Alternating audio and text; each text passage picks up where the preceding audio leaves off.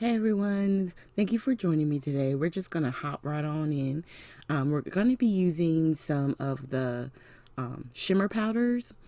I have the two from Nuvo. I have these magicals from Lindys, Ken Oliver Color Burst, and the blue one, the smaller round one, we got from the July kit. So I wanted to show the difference in what each of these powders do when you add water to them. So I'm going to start off with the Ken Oliver because I would say most people have probably heard of Ken Oliver, and I'm going to try and keep them half of a page so you can see and compare the difference to some of them side by side. And the key with them is not to squeeze, but to just lightly tap with your finger, because you don't want to do a squeeze because it'll wind up putting a lot more pigment down than you need. And this bottle should last you a long time with that, just doing the slight taps instead of doing the spray. When I very first got these, I was squeezing them and it put powder all over the place. I didn't know. So hopefully if you get these, you'll hear me and don't squeeze, just tap. And just keep tapping, add the layering of color little by little. So what I like about this one, and on some of them, not all of the color bursts, they have like mixtures of colors in it to create the color that they're trying to do. So sometimes when you add water, you'll get these flecks of other colors. It's really nice. Now this one is the shimmers that we got in the July kit from Scrapbook with Me. And I'm just going to spray it down. Now you can see on that one, it was really, really light. Now in doing this, what I found is that this one is probably better mixed in with either embossing paste or putting it down and then grabbing like a brush to kind of blend it in more, because it seemed like the color was going away more than it was staying on the paper, kind of like how the Ken Oliver Color Burst did when we first did that one. So I'm going to sprinkle some more.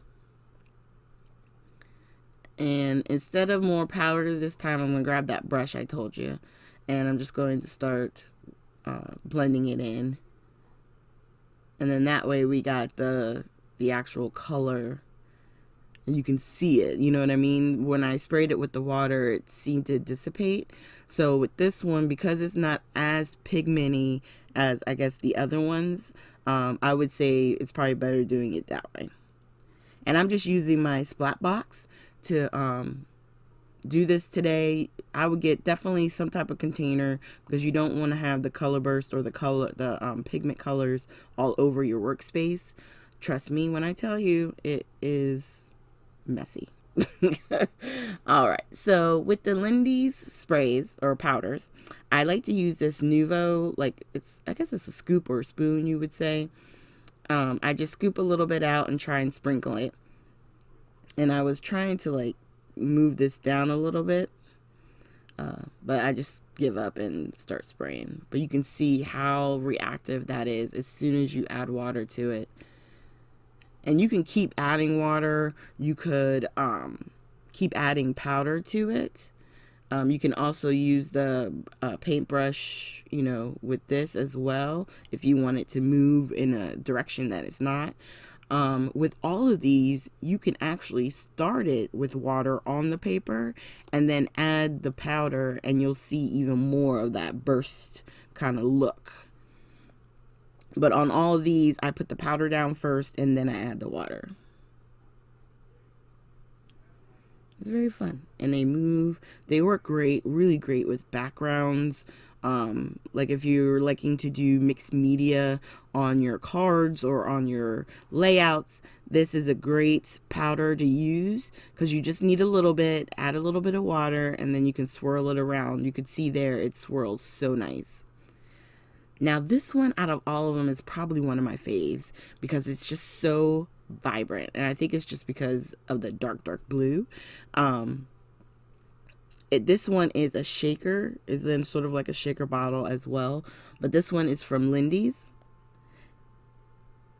So you get two different versions of the Lindys. So the one on the left is what they call their magicals, and then the other one, I think it's the shimmer. I don't have it in front of me right now, of course. But you can see it's fun. It has an open spot where you can just dump the powder, which I don't suggest. And then it has the other side, which is more like a shaker, like a salt shaker. So you can just very lightly put some of the pigment down. And then the last two we're going to use is the Nouveaux, because these are the newest ones to me. Now, when it comes to how it covers and just a soft, shimmery, really pretty color, I would definitely go with these two, hands down. And I put both the colors down on each side, and it was, I mean, I think it turned out really nice. And the areas where I had put a little bit more powder and it wasn't enough water, I just add some more water and keep moving it around. And they really blend it well to create a really pretty color. And then just like with anything else, if it's not dark enough for you or you want more variation, then you just take the powder and you sprinkle some more, add some more water. That's why it's important what media or what paper you're using, that you match it up. If you want to use a lot of water, a lot of pigment, and just have a lot of fun, definitely get you watercolor paper. And then you got to figure out if you want cold press or hot press, because one is more textured than the other.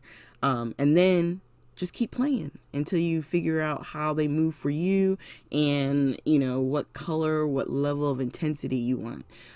If it's something where you just want a little bit of color and you don't plan on using a whole lot of color, maybe you just want to use these with like embossing paste, then you can use paper like the Bristol Smooth or 110-pound Nina paper, because they can hold the media like the paste more so than they do a whole lot of water, because that's really not their intent. You know what I mean? Like if you're going to be using a lot of water to use it for your cards or stuff like that, I would suggest just go ahead and going straight to watercolor paper. So I'm just showing you the different colors now that they're dry. So that was the Ken Oliver and the shimmer. Then this one is the two Lindys. So you have the magicals and then the shaker. Trying to see if there was any shimmer. I don't think there was shimmer on this one, but just trying to show you which one was which. The shaker bottle one definitely had a lot of really deep blue pigments. And then on that one, I was showing you the flakes of the other color I was telling you about. And then this one is the Nouveaux. Look at that shimmer. Do you see the shimmer right there? I put a lot of pigment, but even without that little spot of pigment, it still had some really good shimmer on the page itself. And this would be really good with stamping like a background on top of it. You know how I have been doing the blending backgrounds? You can kind of get that same feel even with these, and then you just stamp and emboss on top of it. It's really, really a lot of fun. So thank you guys so much for joining me. Make sure you hit the like, subscribe, and share button. And at the very end, I will have links to previous technique videos. Have a great day, everybody.